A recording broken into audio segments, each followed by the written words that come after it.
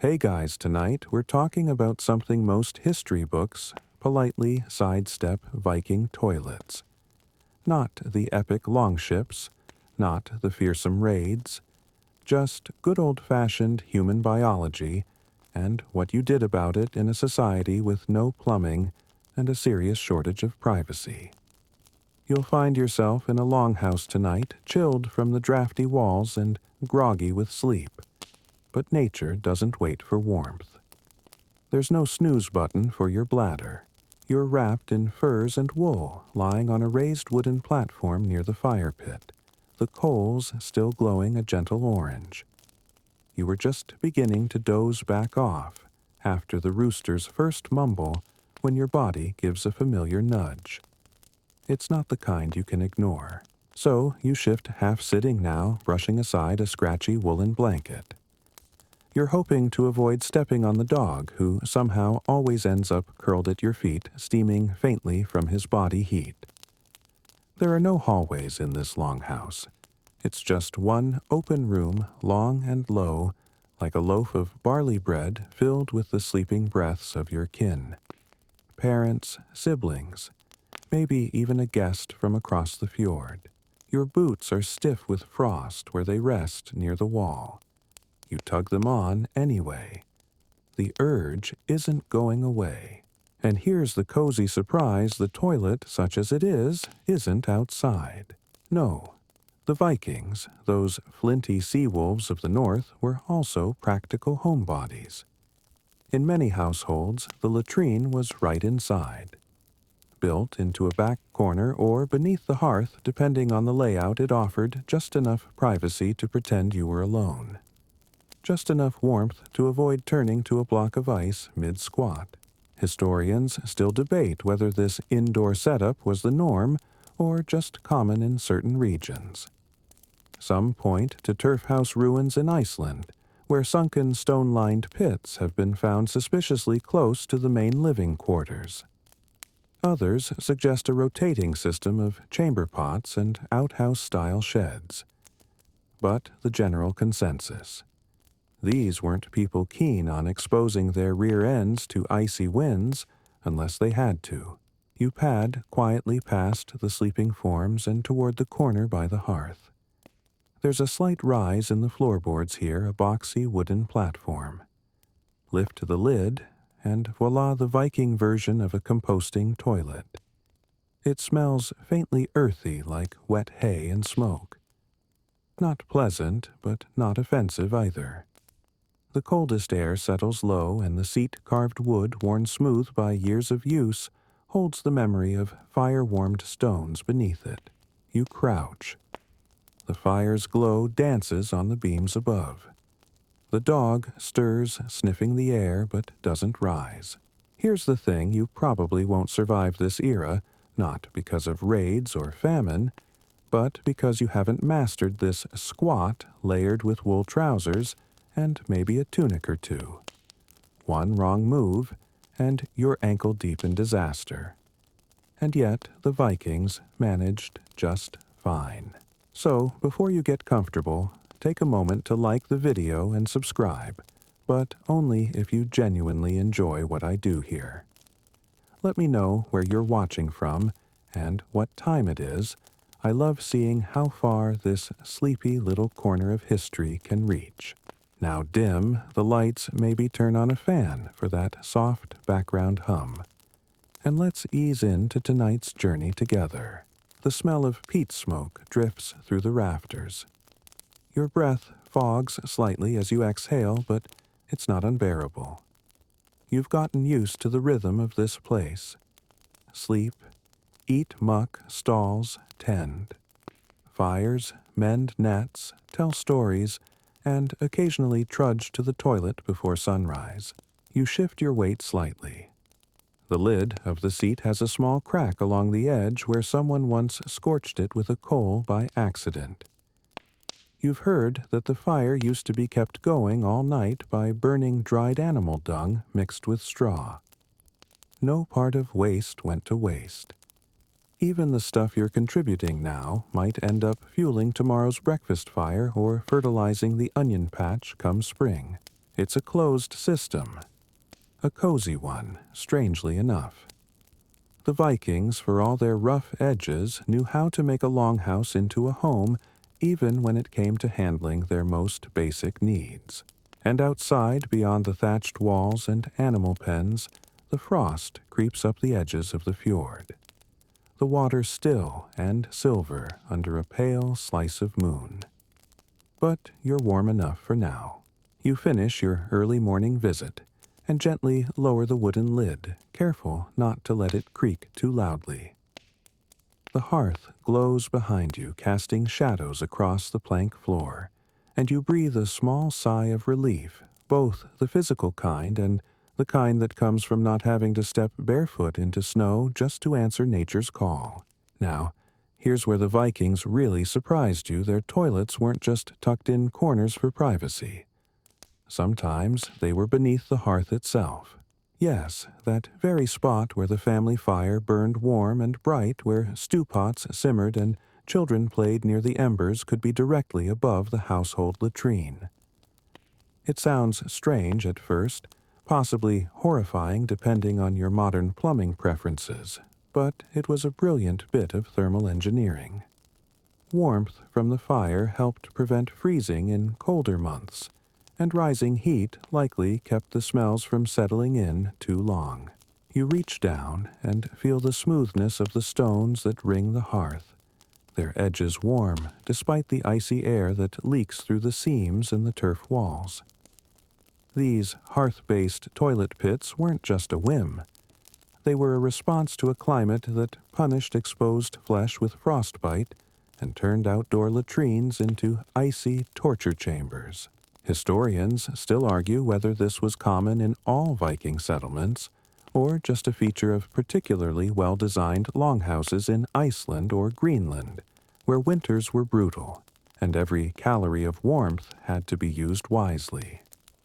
But the archaeological hints remain sunken pits lined with stone and evidence of drainage channels all nestled suspiciously close to the heart of the home. You wonder about that as you stand up stretching your stiff knees and brushing your hands on your tunic. Wouldn't people worry about smell contamination? That fire pit soup you ate last night tasted suspiciously earthy after all. But remember, these were people who had mastered the art of turf house construction. Their walls weren't just thick, they were layers upon layers of earth, straw moss, and timber meticulously arranged for insulation and airflow. Ventilation flues guided smoke up and out. Gaps were packed with sheep's wool. Every crack was accounted for, and their waste, often mixed with ash and straw, then hauled out in baskets to the midden pile, a term you'll get quite cozy with later on. Some pits even had primitive covers a bit like trapdoors to keep things sealed when not in use. Clever, efficient, cozy even. You poke your toe at a bundle of rags resting near the hearth. They're meant for wiping woven cloth scraps that will be rinsed and reused. You make a mental note to talk more about that later. You've still got a lot to learn about Viking hygiene, and surprisingly, they were ahead of their time in more ways than one. For now, you retreat from the hearth, careful not to disturb the low-sleeping figures scattered across the longhouse. The scent of wood smoke is stronger now, not unpleasant, just thick. It settles in your hair, your clothes, your lungs, and becomes part of you. As you slip back under your scratchy blanket and adjust your furs, the fire crackles gently behind you.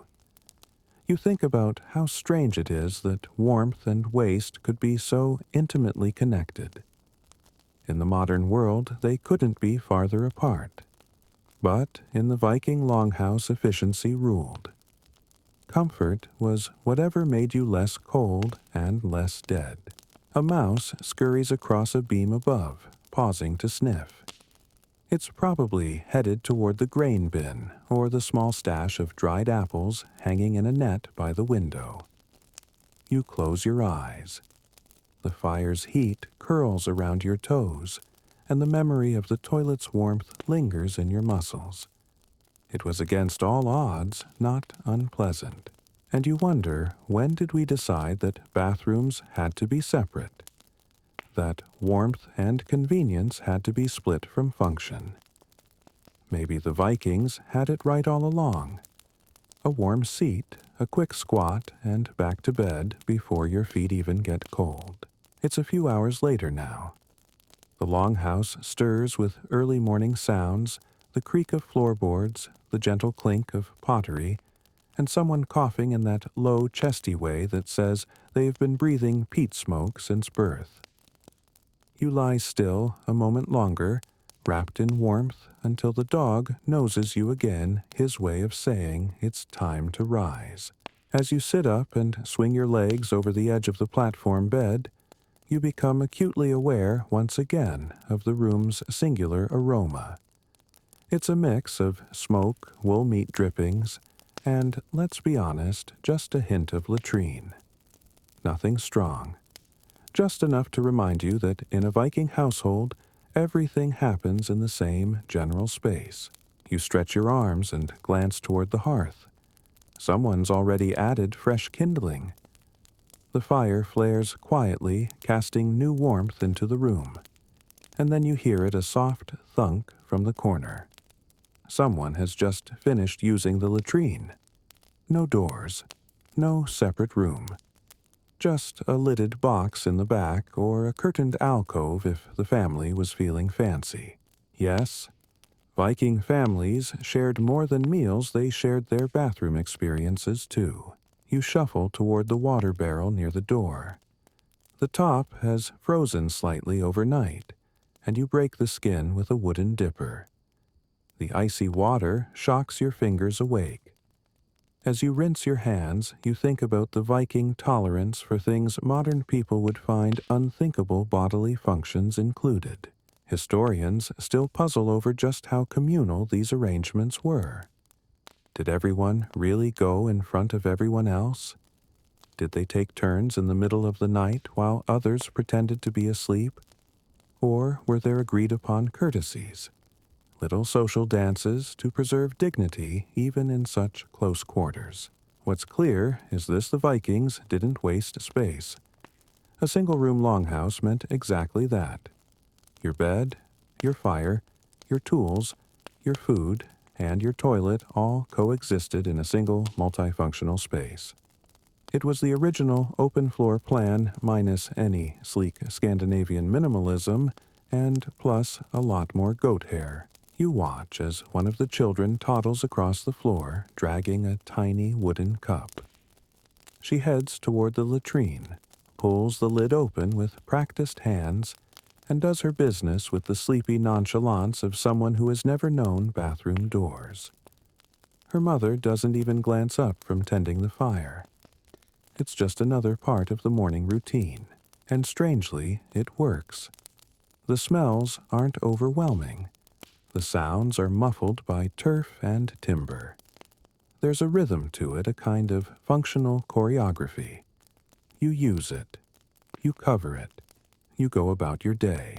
The longhouse was built with airflow in mind. Small smoke holes at the roof's peak helped ventilate everything, not just the hearth smoke, but the general miasma of human occupation.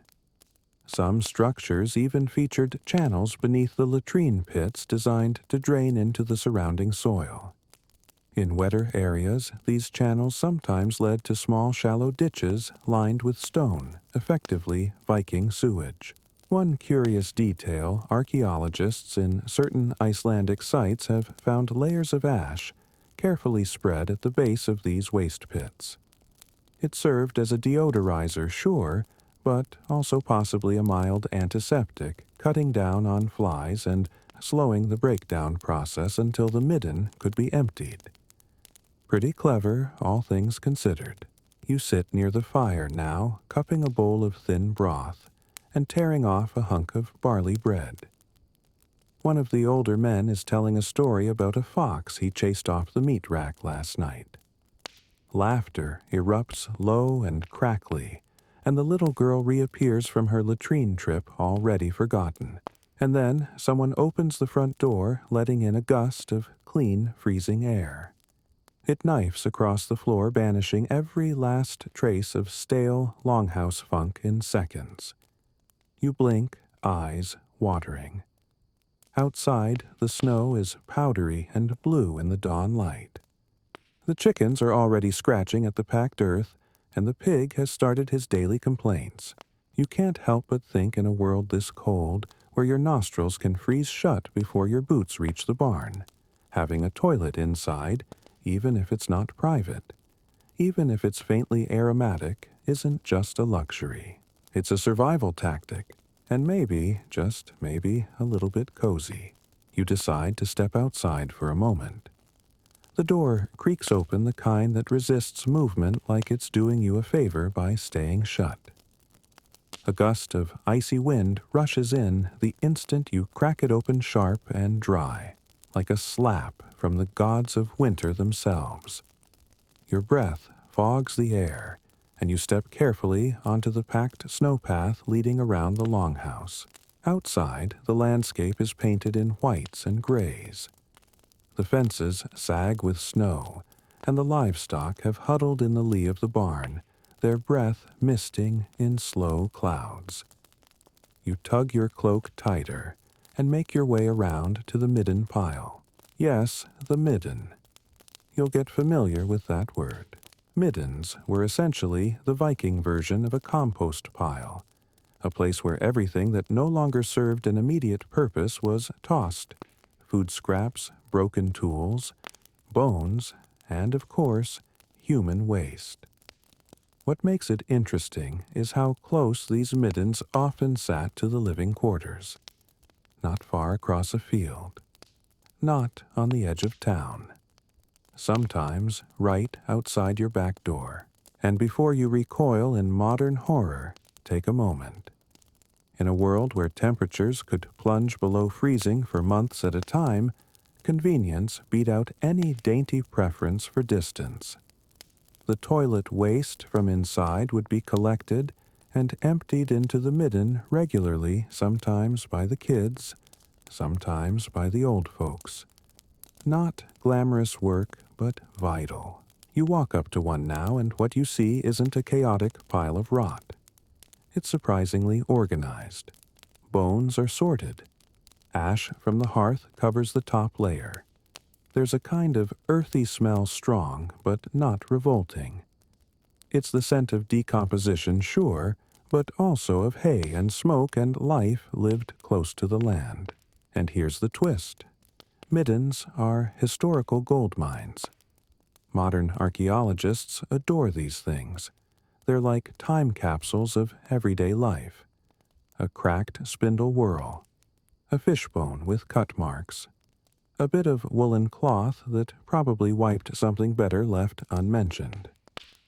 Every discarded object tells a story, and nowhere are the stories more honest than in what a culture throws away. You crouch beside the pile and run your fingers over a fragment of pottery, its glaze long gone. Someone ate from that.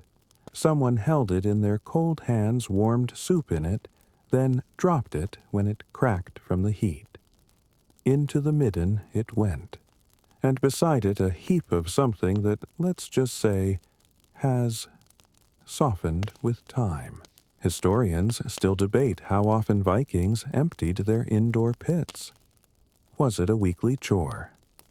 Seasonal, did they wait until the smell demanded it, or did it depend on household size? Some suggest latrines were lined with absorbent materials, straw, moss, even sand, to reduce odors and make cleaning easier. In certain cases, it's believed the pit wasn't emptied at all. It simply decomposed in place, slowly layered like a cake of unpleasant history. But it wasn't just waste they kept out here. Some households used parts of the midden for fuel. Dried dung, when mixed with straw or moss, made for a decent fire starter. Not ideal for cooking, but perfect for starting morning coals or warming animal shelters. So, even your bodily byproducts had a second life. Waste was part of the cycle, not the end of it. You stand again, stretching your stiff back. The sun's risen just enough to stain the sky with a watercolor wash of pale orange and pink.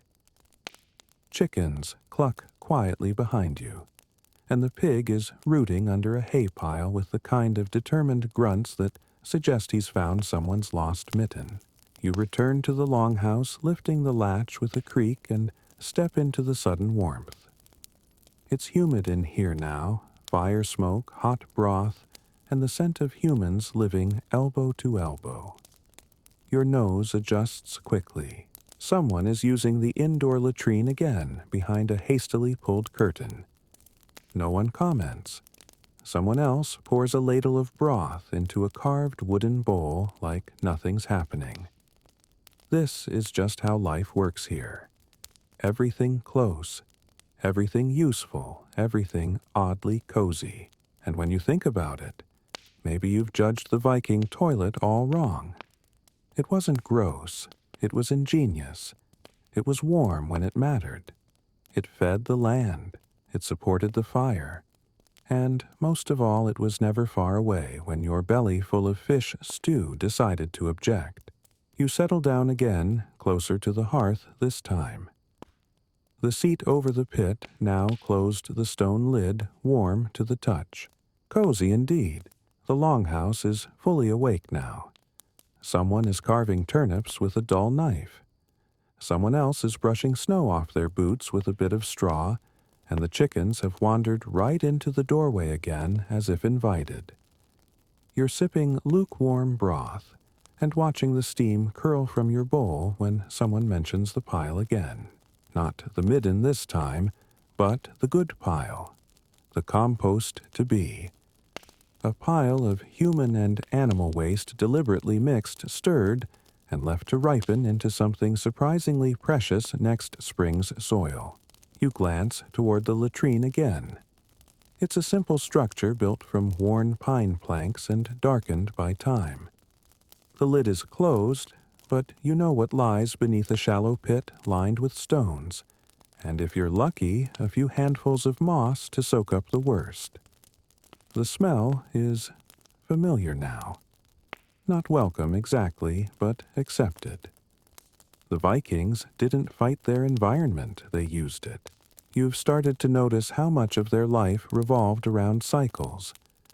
Not just the seasons or the stars, but the cycles of waste and growth fire and ash cold and warmth. The toilet wasn't a separate, shameful necessity. It was part of the larger system. You take from the land and you give back. And what you give back, well, it has its uses. Here's where it gets even stranger. Archaeologists have found that Viking-age farms often kept their latrines near their gardens. Not directly in them, thankfully, but close enough to make waste transport easier. Human waste mixed with straw and ash could be composted down and spread across fields to improve the soil. It's called night soil in some historical texts, a euphemism if there ever was one. Historians still argue whether this composting was widespread or more of a regional trick.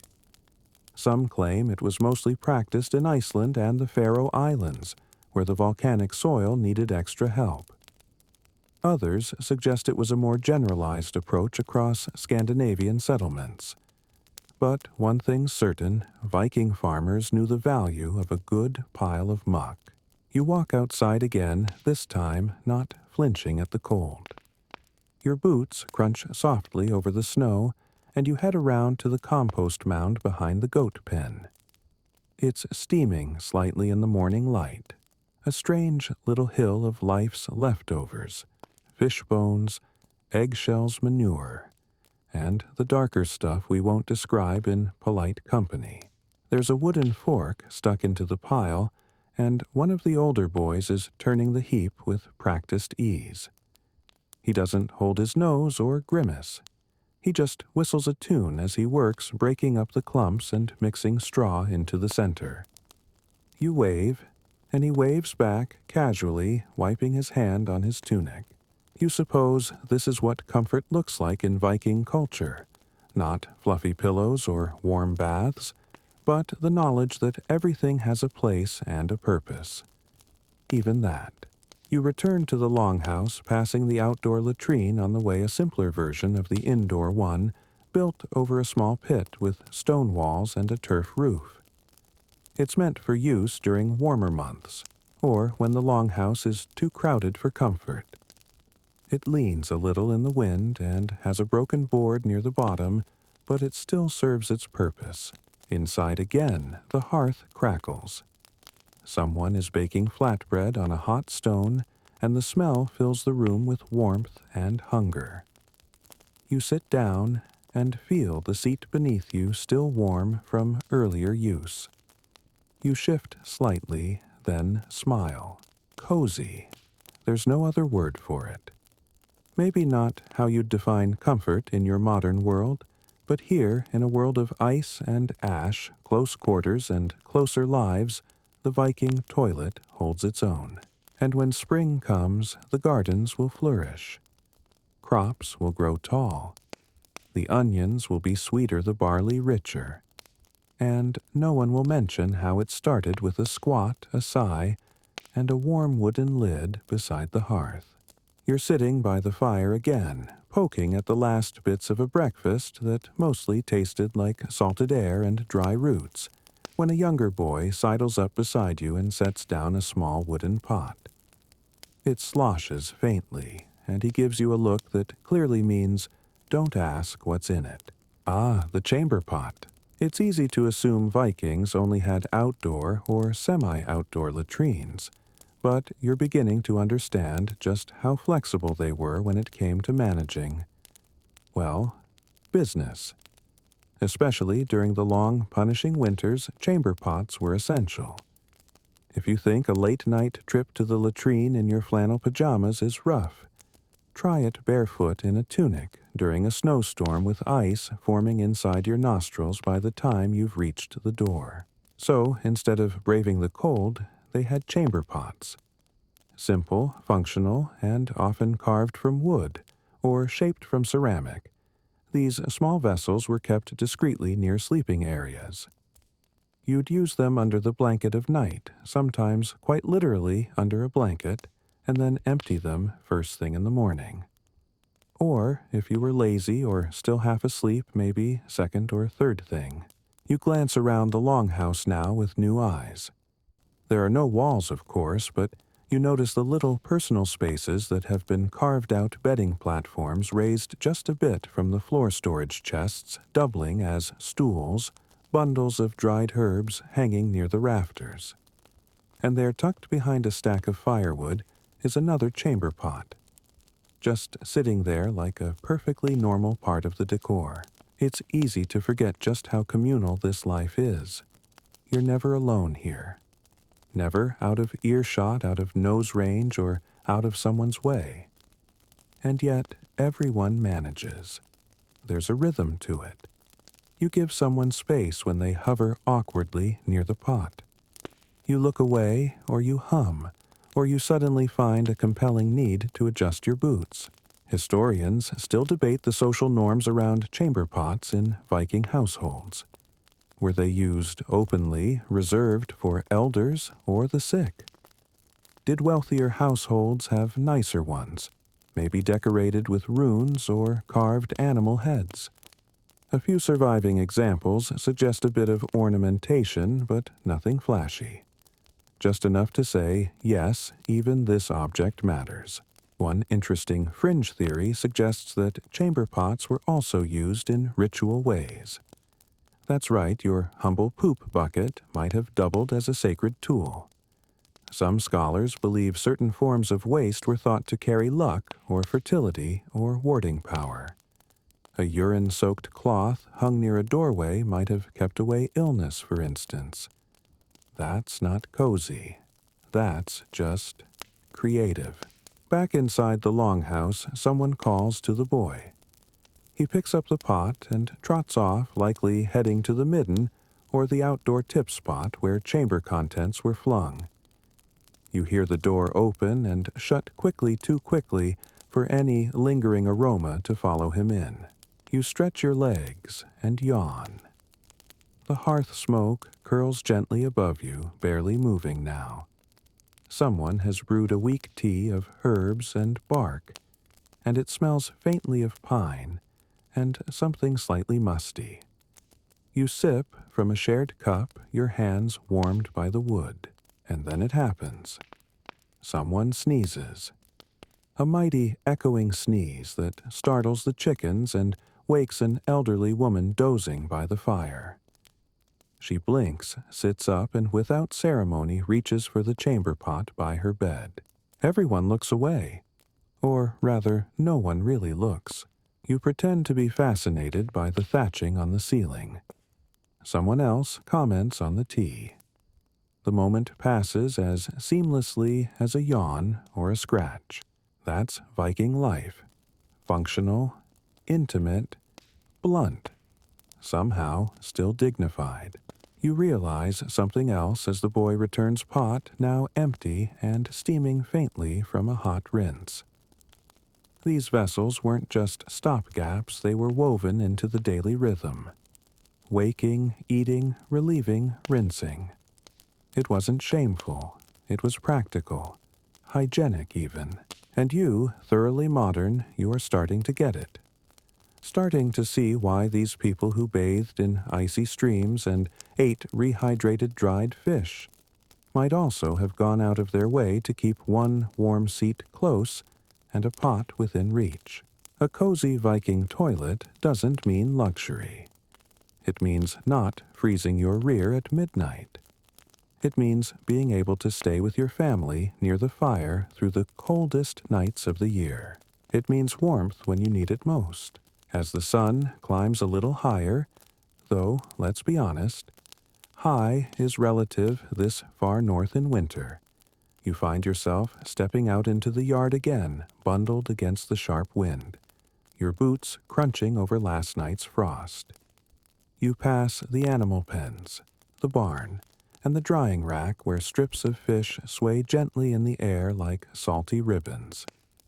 But what really catches your attention today isn't the people.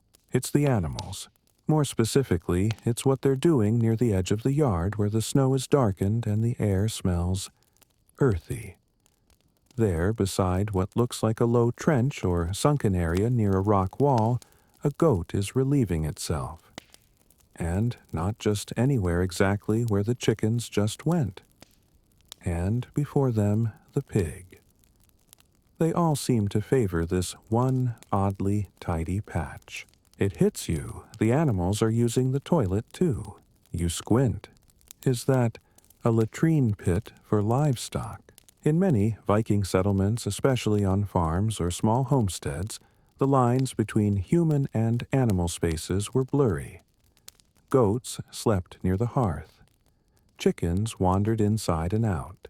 Pigs were fenced in, but not far off. And, in some cases, especially during winter, animals and humans shared latrines. That's right, shared. This wasn't accidental, it was strategic. Waste from animals was every bit as useful as human waste, possibly more so. It was shoveled, stacked, composted, burned, and in some cases used to create rudimentary insulation, or even building materials. Dried dung was mixed with straw and packed into the walls of turf houses to plug gaps and trap heat. Not glamorous, but undeniably practical. And if the goat knew where to go, even better. Historians still argue about how intentional these animal latrines were. Did Vikings train their livestock to go in certain spots? Or did they simply follow each other out of habit and scent? Some theories suggest farmers would dig low pits just outside the longhouse for all waste human and animal alike, and then cover them with moss or turf until spring, when the contents could be hauled away or tilled into fields.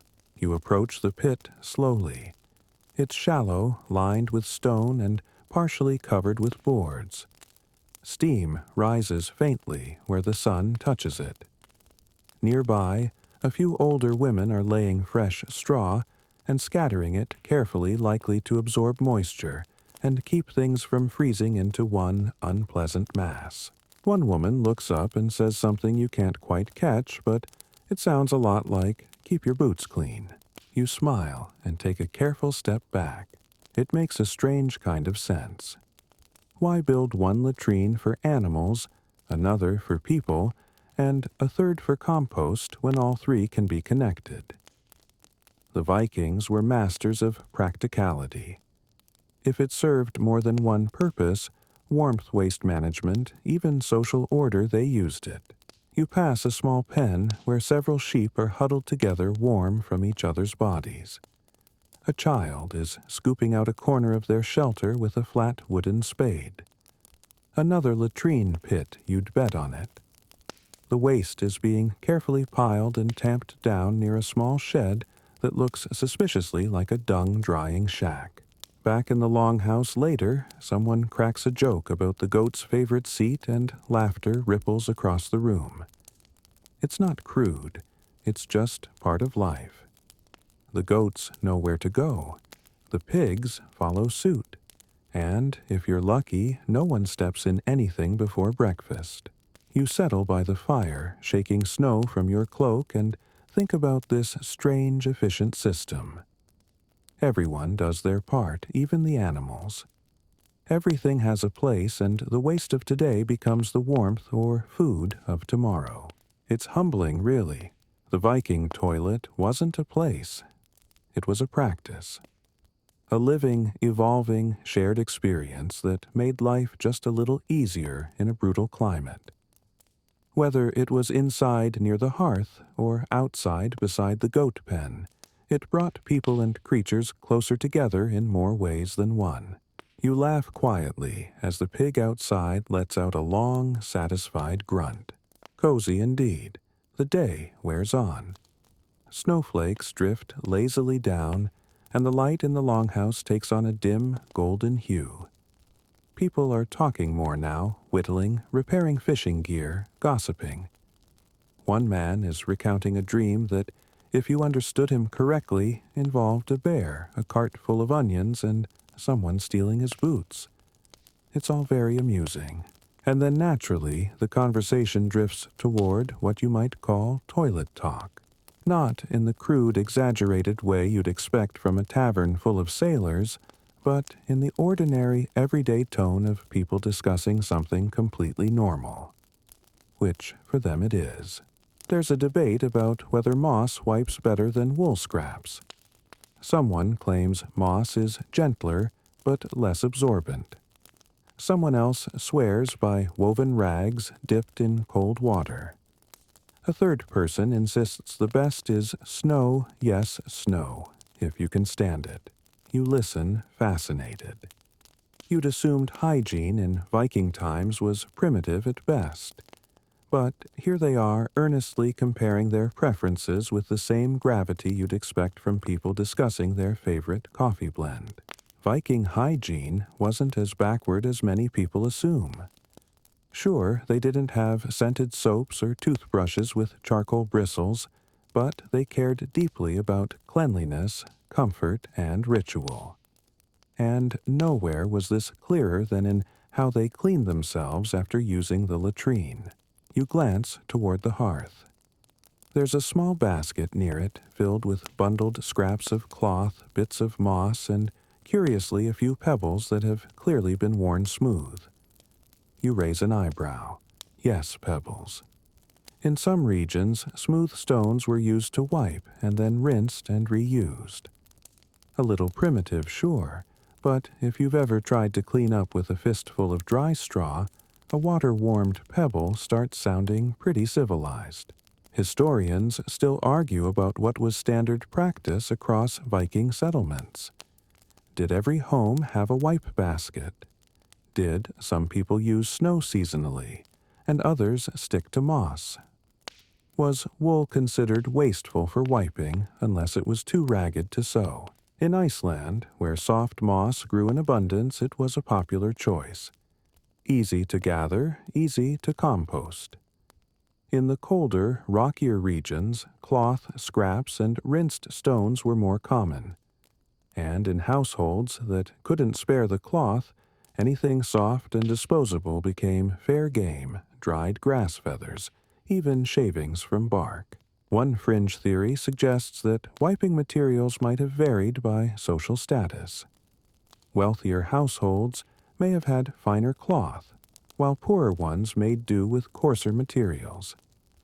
But in a communal longhouse where everyone shared the same hearth and the same smell, any kind of wiping hierarchy probably broke down pretty fast. And here's another fun fact: Vikings bathed regularly, once a week if possible, usually on Saturday, which they literally called lagardager, or washing day. They'd heat water stripped down and scrub themselves with soap made from animal fat and wood ash. It wasn't spa-level luxury, but it kept you from smelling like fermented fish stew, which, given the diet, was no small victory. As you sip some watery ale and shift closer to the hearth, you notice someone gently warming a bit of cloth near the fire before heading toward the latrine corner. Smart. Nothing wakes you up like a freezing wet wipe. The dog beside you lets out a soft sigh and settles deeper into his fur. Outside, the snow continues to fall. Inside, the rhythms of life carry on: chatter chores, the occasional sneeze, and, of course, the quiet procession of people attending to their most basic needs without fanfare or shame. You smile. You're beginning to feel like part of this strange little ecosystem. You know which curtain hides the chamber pot. You know the rules about who empties what and when. And you even know which scrap of cloth near the hearth is warmest, though you suspect it's a fiercely guarded secret. In the Viking world, coziness didn't come from luxury. It came from function, from routine, from being warm and fed, and not needing to stumble outside in the dark just to go. And yes, it came from talking openly about moss and snow and pebbles, and not pretending bodily functions were anything other than a shared fact of life. You pull your furs a little tighter and settle back in the smell of wood smoke in your hair, your belly full of broth, and your mind surprisingly at ease. Toilets, it turns out, make for surprisingly relaxing bedtime history. The afternoon fades into that long, lingering twilight that seems to last forever in the north. The fire still crackles steadily, casting a low amber glow over the wooden beams and fur-lined beds.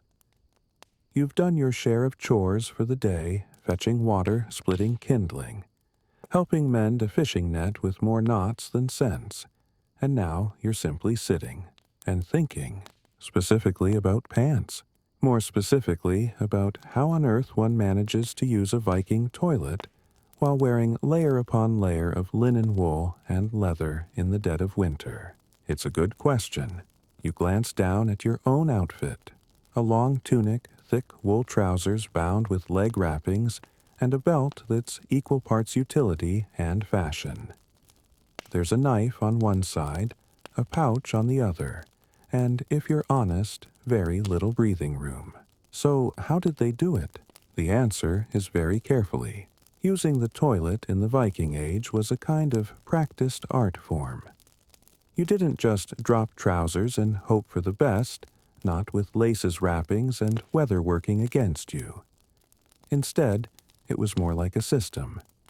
You untie your leg wraps, pull up the tunic, unfasten the belt, and then, using what limited dexterity you had through wool mittens, you crouch in a careful balance of layers and dignity. There are no hinges, no comfy seat with padding, just a wooden or stone opening, maybe warmed if you're lucky, and enough clearance to avoid a fashion disaster. Historians still argue over the specifics. Some claim that under tunics were left off in the colder months to make this process easier. Others believe specially designed toilet cloaks existed cut higher in the back, or slid at the sides to allow for more maneuverability. There's little direct evidence, of course, since few people carved rune stones about bathroom logistics. But one thing's certain, this was not a process for the faint of heart, especially when frostbite was a real threat. There are tales quietly passed down or mentioned in letters of frost-nipped thighs of poorly timed squats during sleet storms of people slipping and landing in exactly the kind of place you do not want to fall. Viking humor, it seems, loved a good toilet story. And even though the evidence is mostly oral, it's not hard to imagine a slippery step, a badly balanced cloak, and a splash heard round the longhouse. And then there's the footwear. Viking shoes were usually leather ankle-high and laced tightly. Taking them off wasn't really an option. So, yes, it was entirely possible to find yourself squatting delicately while trying not to soil your own beautifully hand-stitched boots. You look around the room now, wondering how many of your current housemates have perfected this awkward ballet. The older ones, absolutely. They could probably go in the dark blindfolded while carrying a basket of firewood. The younger ones, still figuring it out, judging by that one boy who always returns from the latrine looking mildly traumatized. You stretch your legs and notice the groove in the floor near the latrine corner. It's been worn smooth over time by 100 pairs of feet, shifting, bracing, balancing. There's a story in that groove, etched deeper with every cold morning and late-night trip. One woman near the hearth begins sewing a new pair of trousers. You notice something curious, they're cut slightly looser in the back. A coincidence. Or maybe her husband requested a bit more mobility. You smile. That's love Viking style. And speaking of love, yes, even couples used the toilet in tandem. Not simultaneously, thankfully, but often one right after the other. Privacy wasn't just scarce. It was basically non-existent. You were never far from someone else's bodily noises, and if you were lucky, they at least had the courtesy to cough first. Despite the lack of doors, there were still unspoken rules. Don't talk while someone's squatting. Don't stare. Don't judge the sound effects. These quiet social graces made the cramped conditions bearable, and in a strange way comforting. Everyone did it. No one was special. No one was above it. It's humbling. And as you sit back against the post, wrapped in your fur cloak and warmed by firelight, you realize you've gotten used to the smells, the sounds, the process. There's a rhythm to it. A dance of tunics and cloaks and carefully tied belts. A sense of cooperation, even choreography. You exhale slowly. Someone is stirring a pot of onion broth nearby. Someone else is laughing softly. And in the corner just beyond the fire's glow, a figure rises from the latrine, smooths their tunic, and re-enters the flow of daily life without comment. Because here, even the most awkward parts of life are just that, parts of life. Night creeps back in, slowly, the way it always does in the north. One long exhale of darkness that rolls over the snowy landscape until even the trees seem to lean inward. Inside, the longhouse lanterns have been lit. Not candles, those are expensive, but small open oil lamps made from clay or carved stone. Their flickering flames casting wobbly shadows across the room. You're settling in again, the fire low now, but steady, when someone hands you a small bundle. It's soft, damp, smells faintly of moss and herbs. Wiping material. You give a polite nod and pass it along. It's part of the evening routine after all. The latrine has been emptied, or at least checked. The chamber pots rinsed, and now the wipe basket is being refilled from a stash near the fire. Tonight's batch looks like moss and wool scraps again. Which brings you to an odd observation. For all the roughness of Viking life, they were surprisingly selective about what they used to clean themselves. And one thing, they didn't use leaves. Yes, leaves the go-to joke answer in any before toilet paper discussion. But in the Viking world, leaves were rarely used. Not because they were too crude, but because they just weren't practical. In winter, they were frozen. In summer, too delicate or too rough. And always, always full of bugs. Instead, the Vikings turned to materials that were soft, absorbent, and easy to collect. Moss, for instance, was practically perfect. It grew in abundance, especially in the damper coastal regions, and could be gathered in great quantities and dried for later use. It had a natural cushioning effect, and when warmed by the fire before use, it became a kind of rustic luxury. Like the heated towel rack of the Iron Age. Historians still debate how widespread moss wiping was. Some point to texts and sagas that mention green softness in a context that might refer to toilet materials. Others look to archaeological evidence, fragments of moss found near latrine pits, often charred slightly from being burned afterward. Yes, burned. Used wiping material wasn't simply discarded nearby. It was often gathered up and thrown into the hearth as part of the end-of-day cleaning ritual. The fire consumed not only wood and dung, but the day's final, most intimate scraps. A strange kind of purification. A cleansing flame. You imagine tossing a handful of moss into the fire at bedtime, watching it curl and vanish in a puff of sweet-smelling smoke. There's something oddly comforting about that image. As for wool scraps, they were a mixed blessing. On the one hand, soft and reusable. On the other, they needed washing, which meant someone, often a child or lower-ranking family member, had the unenviable task of laundering the family wipes. You think back to the boy who carried the chamber pot so matter-of-factly, and wonder if he also has moss-washing duty. In regions where wool was scarce or water less available, people got creative. Bark shavings, bundles of straw tied with twine, even feathers if you had the right kind of birds and a certain level of daring. But moss remained the gold standard, nature's sponge. And then there's snow.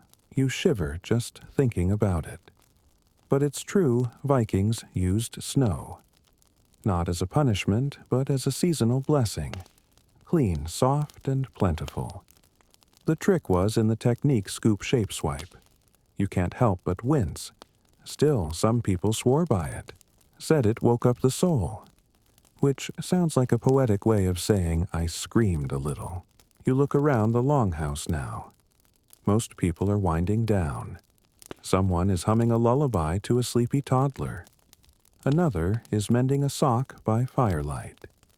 A third is sitting very still, eyes closed, probably pretending to be asleep so no one asks them to check the goat pens again. You meanwhile can't stop thinking about the details, the mundane, overlooked comforts that made Viking life bearable. Like warm moss. Like wiping stones smoothed by generations. Like the simple pleasure of being clean even when nothing else in your world was. You yawn. It's contagious because half the room joins in. Blankets are pulled tighter. Someone burps softly. The dog lets out a final grunt before curling back into himself. And then, just as you're drifting off, someone coughs and rises quietly. Another trip to the latrine. No embarrassment. No words. Just part of the rhythm. Like the tide. Like the wind. Like a warm seat in a cold world. You wake again in the middle of the night, not because of the cold, but because of a strange rhythmic tapping near the far end of the longhouse. You blink, adjust to the flicker of the firelight, and realize it's the old woman stirring her herb pouch again. She mumbles something, then tosses a few dried leaves into the flames, not cooking herbs, but something else. Something for protection. You don't move. Just listen. The others are mostly asleep, soft snores and deep breathing filling the room like the sea at low tide. But the air feels different. Not heavy exactly, but aware. Like the house itself is listening. And then you remember what someone told you earlier. Toilets have spirits.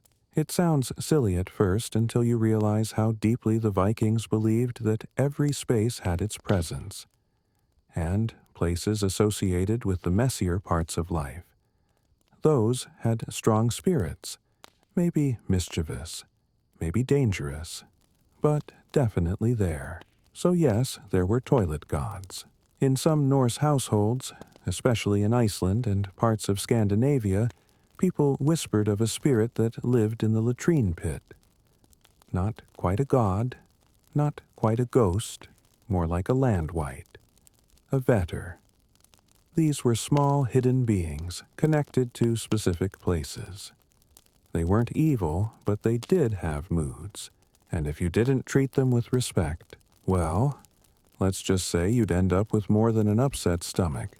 Historians still debate how literal these beliefs were. Did Vikings truly think a spirit lived beneath the seat? Or was it just a way to explain why a latrine occasionally exploded in winter from frozen waste and expanding gases? Fringe scholars argue that offering a pinch of herbs to the fire before using the toilet was a real practice, a sort of toilet blessing. You listen as the old woman murmurs something into the hearth. Her words are lost in the crackle, but her tone is gentle. She tosses a twist of twine into the coals, watches it blacken, then turns and uses the chamber pot behind a woven screen. A simple act wrapped in ritual. You think back to other strange customs you've seen already. Goat dung packed into walls to seal out drafts, chicken feathers tied to door frames to ward off illness, even a small carved token left near the latrine lid. Its markings faint but deliberate, not decorative, protective. Toilets weren't just practical. They were thresholds between the clean and the unclean, the house and the outside the living, and, well, whatever else might be listening. You shift slightly on your bedding, staring at the rafters above. The flicker of firelight catches a dangling pouch, likely dried herbs bundled together with wool thread. A household charm. Maybe for sleep. Maybe for keeping things out. And suddenly, it makes perfect sense. In a world without modern sanitation, without antibiotics or bleach or even hot water on demand, anything involving waste was a place of power, of risk, of transformation. And when you mix darkness, silence, and shared air with a pit full of old magic, of course there'd be rituals. Of course you'd light a bit of moss and murmur a few words before doing what needed doing. It wasn't about fear, it was about respect. You rise quietly now, wrapping your cloak tighter, and cross the room to the latrine. It's silent, but not still. There's always a little movement in the shadows, a flick of flame against wood, a whisper of wind through the turf. You lift the lid gently, then pause. Not because you're afraid, but because you feel watched. And then remembering the old woman's gesture, you lean forward and whisper, "Tak," just in case. Just a thank you. For warmth. For not biting your ankles. For letting you pass through the night in peace. And then you go. The wood beneath you, warm the air, still the spirit, if it exists, content. You return to your place by the fire and settle back under your blanket. Your heartbeat slow and steady. Outside, the snow falls softly, and inside the house breathes with you. Even here, in the most unglamorous corner of Viking life, there is reverence. And you understand now, the toilet was never just a hole. It was part of the home, protected, respected, maybe even a little sacred. Morning comes in its usual slow gray shuffle. You wake to the sound of boots stamping off snow near the door and the comforting smell of barley porridge simmering over the hearth. Someone is already talking about the weather. Someone else is coughing in that deep, frosty morning way. But what catches your attention isn't the usual bustle. It's the insult someone just muttered. Something about a latrine-brained ox. You sit up amused. Apparently, even Viking insults had a toilet theme. Over breakfast, the conversation turns to petty disputes from the next farmstead over. A boundary marker was moved. A goat may or may not have been stolen. Someone was accused of dumping waste too close to someone else's field. And from that, a quiet but intense discussion sparks one about where you're allowed to put your toilet. That's right. In Viking society, even latrines had legal weight. See, Vikings weren't just raiders and explorers. They were surprisingly bureaucratic. They had laws courts and assemblies called things where disputes were settled and rules were made.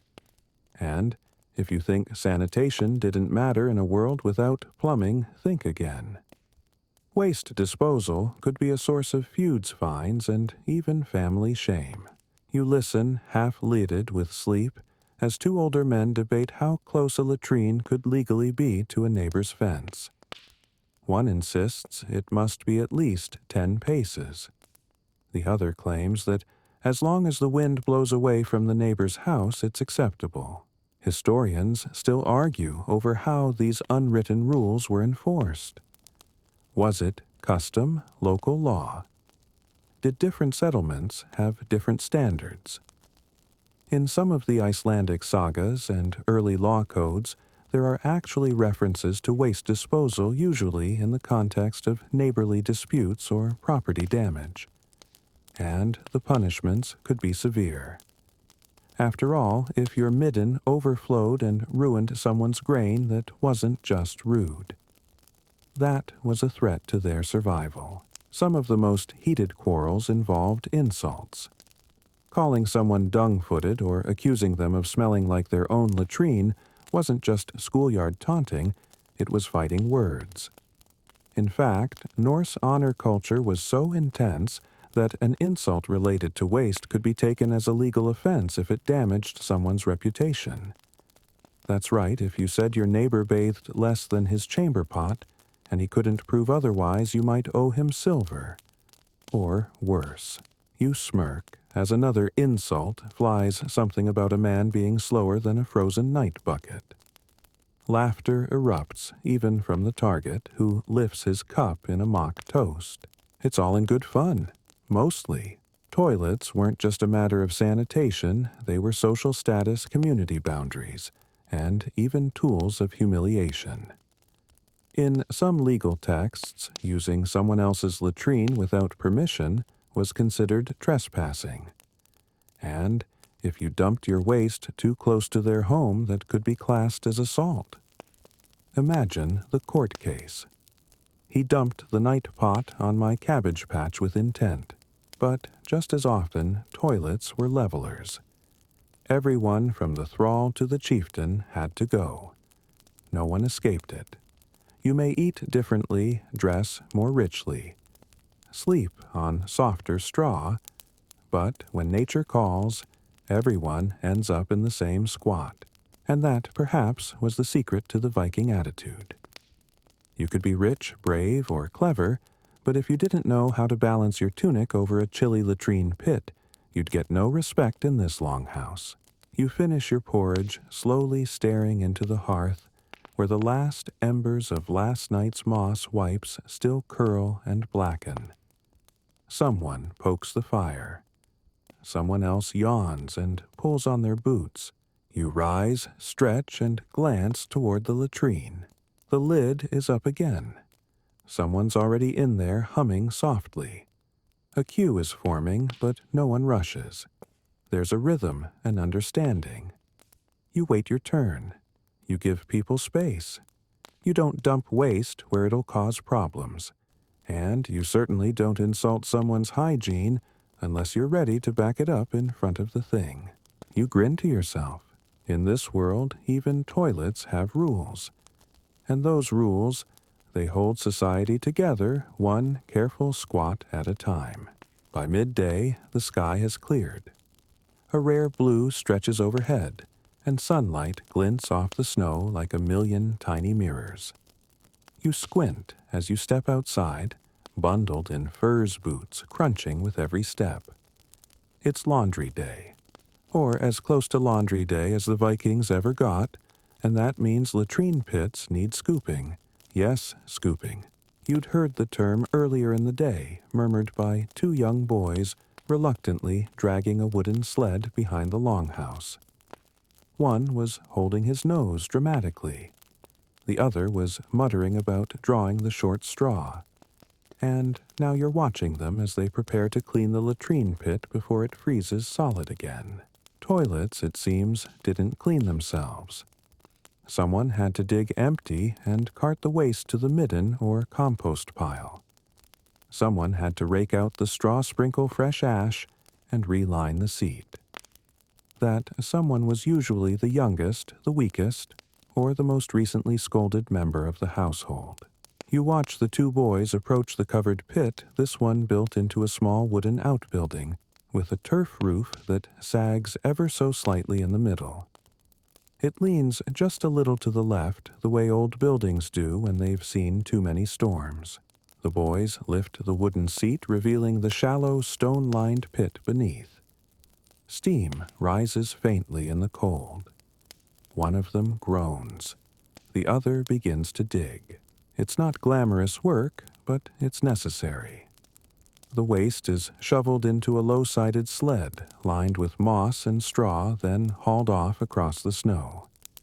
A trail of dark smudges follows them as they go. Back inside the longhouse, you ask about the chore. An older woman laughs. "Winter's easier," she says. The smell doesn't travel, and the mess freezes solid. Come spring, that's when it gets fun. You nod, not entirely convinced. It makes you wonder, how did sailors deal with this?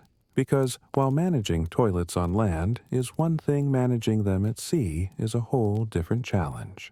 And of course, the Vikings went to sea a lot. Their longships were marvels of engineering, long, sleek, and built to glide across ocean waves as easily as rivers. But they weren't built with bathrooms. No cabin, no privacy, and certainly no room for a latrine pit. Which meant Viking sailors had to improvise. The most likely solution, overboard. Yes, when nature called, you'd crawl to the side of the ship, cling to a rope or the edge of the hull, and do your best not to fall in. The cold wind, the rocking waves, the lack of any real handholds, it was more than a little risky, especially in heavy seas. Historians still debate whether ships ever had anything more structured. Some suggest small wooden boxes were used on longer voyages, positioned at the stern, and emptied as needed.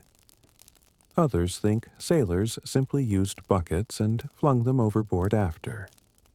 One Icelandic saga even hints at a sea toilet carved into the side of a cargo vessel, though the translation is debated. Fringe theory, maybe, but not impossible. You try to picture it a Viking warrior, tough as iron, gripping the rail with white knuckles, as a wave splashes up at the worst possible moment. Not exactly heroic, but undeniably human. You ask around the fire, and someone chuckles.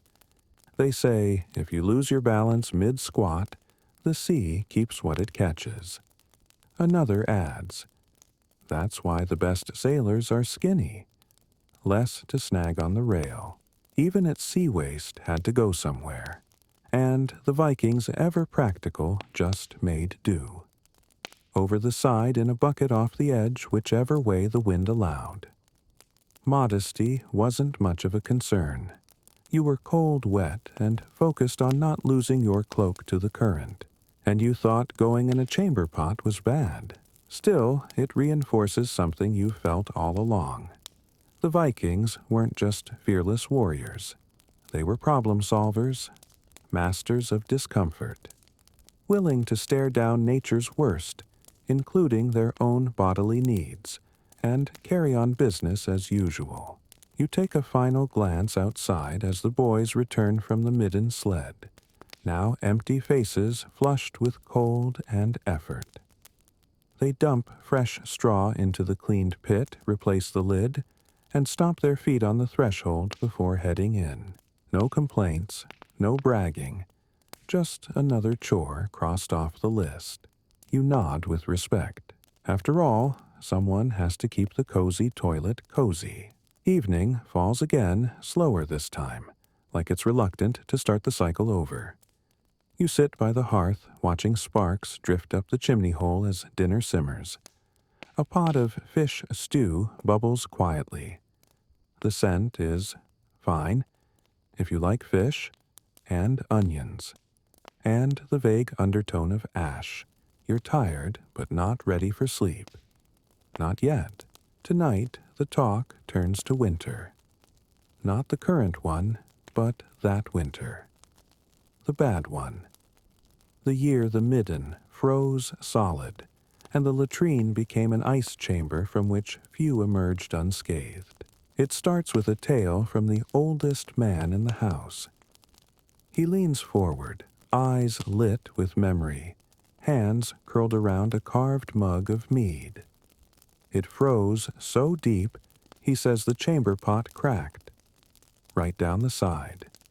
Couldn't even curse without your breath turning into knives. You chuckle softly with the others, but the tale continues. They had to resort to desperate measures, he explains. Using the latrine meant first chipping through the frozen crust. One woman used the blunt end of a spear. A boy slipped on the rim and limped for weeks. They tried building fires beside it, but the smell drove even the pigs out of the longhouse. You listen, eyes wide. Because now you're learning about the other side of cozy Viking toilets, the moments when winter didn't just make things uncomfortable. It made them dangerous. Frozen waste. It turns out is heavy, hard, and nearly impossible to remove without tools. If a pit wasn't emptied in time, it became a problem no one wanted to solve. A mountain of frozen inconvenience. Historians still puzzle over how Viking communities adapted during especially harsh winters. Some evidence suggests households created temporary trenches in the snow, away from the house where waste could be deposited and buried quickly. Others hint at the use of wooden sleds like a winter wheelbarrow for transporting waste before it froze in place. In certain regions, outdoor latrines were abandoned entirely, and people reverted to chamber pots and buckets cleaned daily near the fire. You glance toward the latrine corner now. The wooden seat has been dusted with fresh straw, and someone has set a small oil lamp nearby. It flickers gently, casting soft light across the curtain. Someone's thinking ahead. No one wants to sit in the dark, even if they've done it 100 times. And here's a strange but true fact. In some cases, the Vikings actually preferred winter toilets. Once the initial freeze settled in, waste froze solid almost instantly. No smell, no flies. Easy to handle, just scoop and toss. Some even cut blocks of frozen waste and stacked them outside until spring. Yes, you heard that right. Frozen poop bricks. Functional. Efficient. Not exactly the stuff of Viking sagas, but certainly the backbone of winter survival. Of course, there were risks. Slipping. Falling. Frostbite in sensitive areas. One unlucky soul reportedly burned himself while trying to warm a seat with a glowing coal wrapped in cloth. Not one of history's better ideas. You shiver slightly, not from cold, but from imagining the logistics. How many layers did you peel back? Did you hover or commit? Did you pause to breathe or just go for it? And the worst part, if it snowed overnight, you could lose track of the trench entirely. You hear laughter again. Someone is mimicking the old man's limp joking about how he went out one night and came back with a new walk. He swats at them good-naturedly, then lifts his mug again in mock toast. To warm seats and clean pits, he says, and everyone raises their own. There's a toast for everything in this house.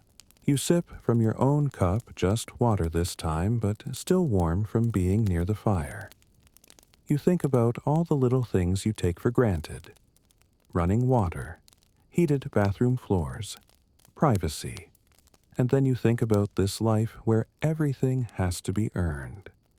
Warmth, cleanliness, even a peaceful trip to the latrine. And yet you've started to appreciate it. There's a kind of intimacy to it all.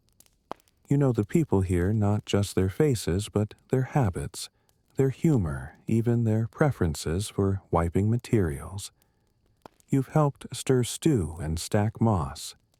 You've made your own awkward midnight journeys to the seat in the dark. You've learned when to step aside and when to look away. And as the wind howls outside, rattling the shutters and piling snow against the walls, you find yourself grateful for this simple, quiet warmth, for the fire, for the people, and, yes, for the surprisingly cozy toilet that no longer seems so strange. The wind has died down now. Only a soft hush remains outside, like the world has pulled a blanket over itself and decided to rest. Inside, the longhouse is quiet too. Most of your companions have turned in their shapes lumpy beneath wool and fur, their breaths slow and steady. You remain awake just a little longer, your eyes tracing the familiar glow of the hearth, the curve of smoke as it drifts upward, the soft crackle of another log settling in. You watch as one of the older women finishes her final task of the night, placing a small cover over the latrine lid. It's not just a matter of keeping in the smell. It's respect, too. The toilet, like the hearth, like the threshold, has been used by everyone today. It served its purpose. It gets to rest. You think about what it means to share a toilet with your entire household. Not in shifts, not in separate rooms. Together. A communal rhythm so intimate it's almost invisible. And yet it has shaped every part of this day. From the morning rituals of emptying chamber pots and sprinkling fresh ash to the quiet routines of warming moss near the fire. From the gossip traded between latrine visits to the ancient whispered charms offered to unseen spirits. The toilet hasn't just been a functional necessity. It's been a quiet center. Uncelebrated. But constant. You rise one last time to use it before sleep. The seat is warm from the fire. A piece of cloth lies nearby folded carefully. The light from the oil lamp is gentle just enough to see by, without jarring your senses awake again. You sit, breathing slowly, the room calm around you. And this, more than anything, is what the Vikings got right. They didn't hide from the parts of life we now consider inconvenient. They folded them in, made them part of the home, integrated them into warmth and ritual and rhythm. Because when you live this close to the edge of the world, nothing can be wasted. Not time, not scraps, not even waste itself. Historians still debate just how much the Vikings valued cleanliness. Some say it was only pragmatic. Others argue it was spiritual. But the truth is, probably simpler, they valued comfort. Not extravagance, but ease. Warm feet. Dry straw. A latrine close enough that you didn't have to risk frostbite at midnight. You return to your bed and pull your furs up to your chin, the dog resettling beside you with a grunt. The glow of the hearth softens, pulsing low and orange, and you smile, because after everything, after the waste pits and the moss, the chamber pots and frozen trenches, you understand what they meant when they said a warm seat was worth its weight in silver, not because it was luxurious, but because it meant you were safe. Inside, among people who saw the most basic parts of you and didn't flinch. You close your eyes. There's comfort in that. There's peace in that. And there's sleep waiting just beyond the crackle of the fire. The fire is low now. Only glowing embers remain, casting the faintest light on the beams above, and the fur-lined beds where your companions sleep. Outside, snow settles in soft waves against the longhouse walls, muffling the world in perfect quiet. No howling wind, no creaking branches, just stillness. Inside, the air is warm, rich with the scent of wood smoke and wool, and something almost earthy, familiar. The kind of scent that becomes part of your memory like sunlight on old stone, or the weight of a favorite blanket. You shift slightly under the furs, the dog breathing steadily beside you. Every now and then, a log sighs in the hearth, and the ashes settle deeper. A few feet away, the latrine sits closed, its lid smoothed by hands and years and habit. It is in its own strange way part of the family. There's a comfort in knowing that even in the dark, even in the cold, everything has a place. Everything has purpose. The chores are done. The moss is stacked. The chamber pots are emptied. The midden rests under snow, and the goats are quiet in their pen. And you are warm. You are clean. You are still. Let your breath slow. Let your thoughts drift. Let the simple rhythm of this place carry you. Because here, in a longhouse warmed by fire, and filled with gentle snores and soft footsteps and stories told by lamplight, even the toilet was cozy. And you're exactly where you need to be. End of script. Sweet dreams.